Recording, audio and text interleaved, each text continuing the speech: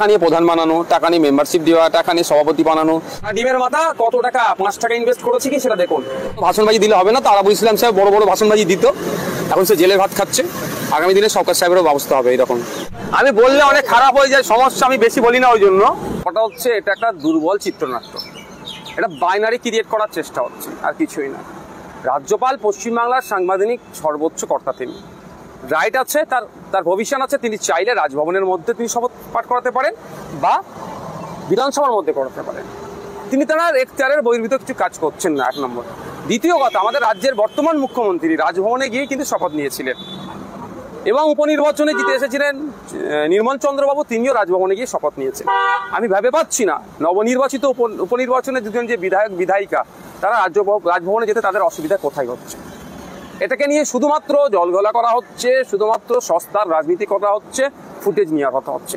আমি অনুরোধ করব, এই শপথ পাঠ করানো আর শপথ নেওয়া, এটাকে নিয়ে টানাটানি দায় ঠেলাটানি না করে শপথ করিয়ে বা শপথ নিয়ে দ্রুত একজন নির্বাচিত জনপ্রতিনিধির অর্থাৎ বিধায়কের যে সম্পূর্ণ হতে গেলে শপথটা তাকে নিতে হবে।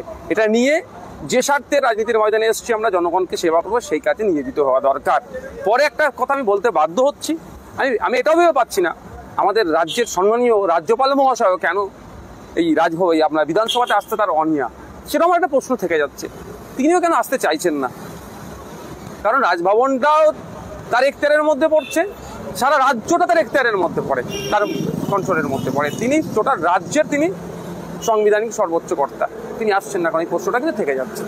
নির্বাচন মিটে যেতেই জেলা থেকে শহরতলিতে একাধিক জায়গায় দেখা যাচ্ছে হকার উচ্ছেদ হচ্ছে, বিভিন্ন জায়গায় বুলডোজারও চালানো হচ্ছে। দেখুন, আমি এটাকেও বলতে পারি, আমিও ফুটপাত দখল মুক্ত চাই, কিন্তু একদিনে কিন্তু এই ফুটপাতটা দখল হয়নি। এই ফুটপাতে যারা ব্যবসা বাণিজ্য যারা করছেন তাদের কথা আমাদের ভাবতে হবে। আমি মুখ্যমন্ত্রীর কাছে অনুরোধ করছি যে তাদেরকে একটা নির্দিষ্ট টাইম দেওয়া হোক এবং তাদেরকে বিকল্প একটা ব্যবস্থাও করা হোক। কারণ সারা দেশে আজকে কাজ নাই, পশ্চিমবাংলাতে কর্মসংস্থান নাই। কিছু ডালা লাগিয়ে, কিছু সবজি লাগিয়ে, যাই করে যারা দুটো ইনকাম করছে, ওইভাবেই তাদেরকে উৎখাত করা যায় না। আমাদের মাথায় রাখতে হবে, স্টেট কিন্তু কোনো আপনার লাভজনক প্রতিষ্ঠান ব্যাপারটা নয়, বা বিজনেস করবে না। স্টেটকে লাভজনক করতে হবে জনগণের স্বার্থে। স্টেট যে পলিসি নেবে জনগণের স্বার্থে হবে।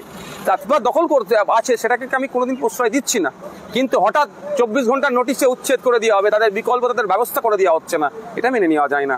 আমার ঠিক সালটার কথা মনে আসছে না, সেই সময় বামপন্থীরা যখন শাসকে ছিলেন সেই সময় একবার এই অভিযান চলেছিল। সেই সময় কিন্তু বর্তমান শাসক দলের হেভিওয়েট একজন মন্ত্রী আছেন, তিনি কিন্তু হকারদেরকে নিয়ে প্রতিবাদে নেমেছিলেন। তাদেরকে সেই দিনের কথাটা মনে রাখা দরকার।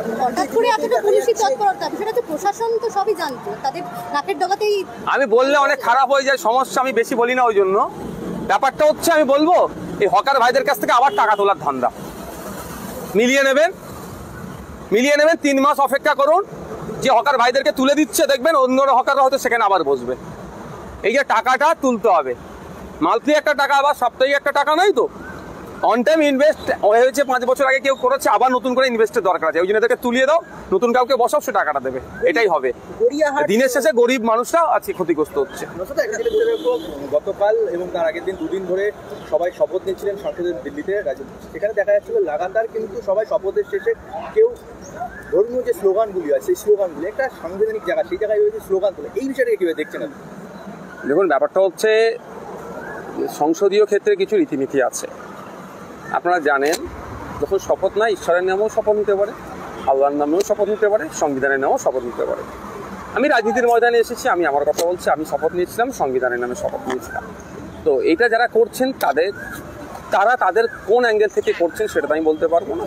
তবে একটা কথা আমি এতটুকুই বলবো, যে আমরা যে লক্ষ্যে রাজনীতির ময়দানে এসেছি, জনগণের সেবা করা, রাষ্ট্রের সেবা করা, সেই লক্ষ্যে যেন আমরা অবিচল থাকতে পারি। আচ্ছা, আজকে সংসদে দ্বিতীয়বারের জন্য স্পিকার হিসেবে শপথ গ্রহণ করলেন এমপি বিল্লা। ধ্বনি ভোটের মাধ্যমে এনডিএ প্রার্থী লোকসভার স্পিকার পদে নিযুক্ত। এটা নিয়ে তো অনেক হচ্ছিল, বিকল্প দেওয়া হয়েছিল আইএনডিআই জোটের পক্ষ থেকে, অনেক কিছু হচ্ছিল। আমি সবটা হলে কিছুটা শুনতাম, ধ্বনি ভোটের মাধ্যমে হচ্ছে। আমি একজন রাজ্যের আইনসভার সদস্য হিসাবে আমি বলতে পারি, অনেক ক্ষেত্রে শাসকের সাথে সহমত না হলে ধ্বনি ভোটে পাস হয় না। সেক্ষেত্রে আমরা দেখেছি, যখন অপোজিশন চিফ হুইপ ছিল মনোজ টিগ্রা সাহেব, তখন তিনি স্পিকার বা এখন তো প্রোটেম স্পিকার বা অ্যাক্টিং স্পিকার, আমাদের যখন মেন স্পিকার থাকতেন তাকে বলতেন কি ডিভিশন চাইতেন।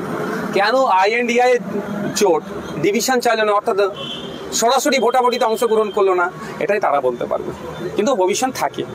একটা সেই বিষয় যে নির্বাচন শেষের পরে কিন্তু দেখা যাচ্ছে যে একের পর এক কলকারখানা বন্ধ হচ্ছে, কারখানা তো হচ্ছেই না, দেখা যাচ্ছে বিভিন্ন কোম্পানিও রাজ্য ছেড়ে চলে গেল, সেটাকে কিভাবে দেখছেন? আমি দায়িত্ব নিয়ে বলছি, যতদিন তৃণমূল কংগ্রেস রাজ্যে থাকবে নতুন যারা ইন্ডাস্ট্রিয়াল যারা আছেন, যারা কলকারখানা বানায় হওয়া সম্ভব নয়, অনেক কঠিন। কারণ যে রাজ্য থেকে টাটার মতো কোম্পানিকে বিতাড়িত করেছে, যারা ইনভেস্টর আছেন, যারা শিল্পপতি আছেন, তারা অত সহজ নয় যেখানে 10 টাকা ইনভেস্ট করলে এখান থেকে কিভাবে টাকাটা ইনকাম করতে পারে সেটা মাটিটাকে দেখবে। আপনারা জানেন তৃণমূল কংগ্রেসের সাথে বড় বড় শিল্পপতিদের খুব ভালো সম্পর্ক, আদানি আম্বানিদের সাথে ভালো সম্পর্ক, তারাও ইনভেস্ট করছে না কেন? এত দামাল ছেলে আছে তৃণমূল কংগ্রেসের, এত তোলাবাজি, এত দুর্নীতি, এত কাটমানি, ফলে তারা এখান থেকে কারখানা গুটিয়ে নিয়ে চলে যাচ্ছে। গত বছরের কথা বলছি, সবিস্কো কোম্পানি ডানকুনি থেকে কারখানা গুটিয়ে নিয়ে কোথায় চলে গেল? বিহারে গেল।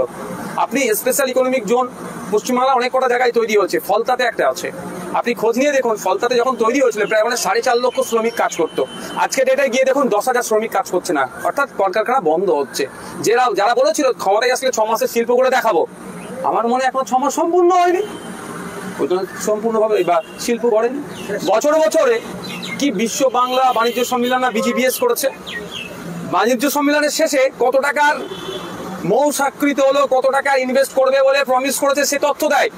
কিন্তু আমি বিগত বছরে বলেছি, আজকেও বলছি, সৎ সাহস থাকলে রাজ্য সরকার দেখাক, ডেটা দেখাক যে এই বিগত যে কটা বছর এই বাণিজ্য সম্মেলন করেছে কত টাকা খরচ হয়েছে, তার ডেটাটা পাবলিক ডোমিনে আনুন, আর কত টাকার এক্সাক্ট ইনভেস্ট হয়েছে।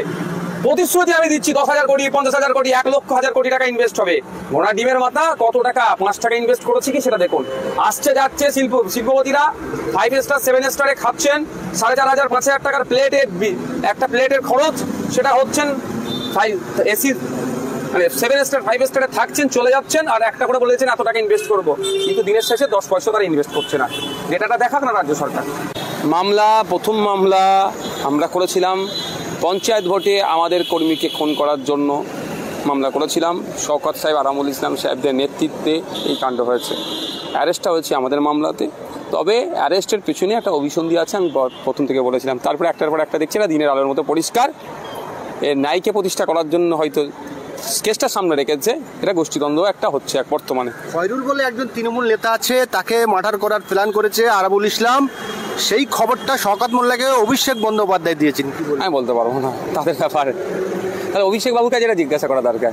আরও শওকত মোল্লা বলেছেন যে পঞ্চায়েতে বিভিন্ন প্রার্থীদের কাছ থেকে 7 থেকে 8 লাখ, 10 লাখ, 15 লাখ, 35 লাখ টাকা পর্যন্ত নেওয়া হয়েছে টিকিট দেওয়ার জন্য। এটা নতুন কিছু ঘটনা নয় তৃণমূল কংগ্রেসে। আরাবুল ইসলাম সাহেব কত নিয়েছে আমি বলতে পারবো না, তবে এটা তৃণমূল কংগ্রেসের কালচারে টাকা নিয়ে প্রধান বানানো, টাকা নিয়ে মেম্বারশিপ দেওয়া, টাকা নিয়ে সভাপতি বানানো, সভাধিপতি বানানো, এটা টাকা নিয়ে MP MLA মানছে তৃণমূল কংগ্রেসের। ভাঙড়ে পঞ্চায়েত ভোট গন্ডগোলে 9 জন মানুষের ফেরান যায় উভয় দলের মিলিয়ে, সেই জায়গায় আরাবুল ইসলামকে একাইকে গ্রেপ্তার করা হয়েছে।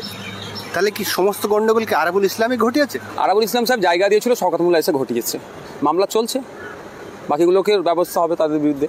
কিন্তু সমস্ত অভিযোগ যে আসছে, সমস্ত দায় কিন্তু আরাবুলের ঘাড়ে চাপিয়ে দিচ্ছেন শওকত মোল্লা ভাঙড়ের সভা থেকে। উনি তো ঘাড়ে চাপিয়ে দিয়ে দায় এড়াতে চাইছেন, অত সহজ নাকি? আইন বিচার ব্যবস্থা এখনো জেন্দা আছে, মানে বড় বড় ভাষণবাজি দিলে হবে না। তো আরাবুল ইসলাম সাহেব বড় বড় ভাষণবাজি দিত, এখন সে জেলের ভাত খাচ্ছে, আগামী দিনে শওকত সাহেবেরও ব্যবস্থা হবে এরকম। আরাবুল ইসলাম বলেছিল এই ভাঙড়েই দাঁড়িয়ে যে এই নওশাদ সিদ্দিকী যে অভিযোগগুলো করেছে কলকাতা হাইকোর্টে তার কোনো প্রমাণ দিতে পারেনি, আজকে তিনি জেলে। এই প্রসঙ্গে আপনি কি বলেন? দেখুন, নওশাদ সিদ্দিকী ফলস কথা বলে না, ফালতু কথা বলে না, যথেষ্ট এভিডেন্স থাকে যখন যেটা দাঁড়াবে সে কথাই বলে, এবং এভিডেন্স নেই কথা বলে। যে এভিডেন্স দিয়েছিল কলকাতা হাইকোর্টকে দিয়েছিলাম, বা বিভিন্ন বিচার ব্যবস্থা যারা আছে তাদেরকে দিয়েছিলাম, তারা লড়াই করছে। আমরা দেখলাম যে লোকসভা ভোট পার হওয়ার পরে দেখলাম যে আইএসএফের বেশ কয়েকজন মানুষ তারা তৃণমূল দলে যোগদান করছে, কি বলবেন এই প্রসঙ্গে? দেখুন, আপনাকে চমকালে ধমকালে আপনার রুজি বন্ধ করে দিচ্ছে, আপনার ব্যবসা বন্ধ করে দিচ্ছে, আপনার নামে মিথ্যা কেস দিচ্ছে, কি করবে বলুন? ওইদুল এবং কারিমুলকেও জেলে মিথ্যা কেসে আটকে রেখেছে, তো কতদিন আটকে রাখবে? কোর্টের মাধ্যমে আর করাবো, আমরা জামিন করাবো, তবে মারধর দিয়ে জয়েনিং করিয়ে আইএসএফেরকে আটকাতে পারবে না।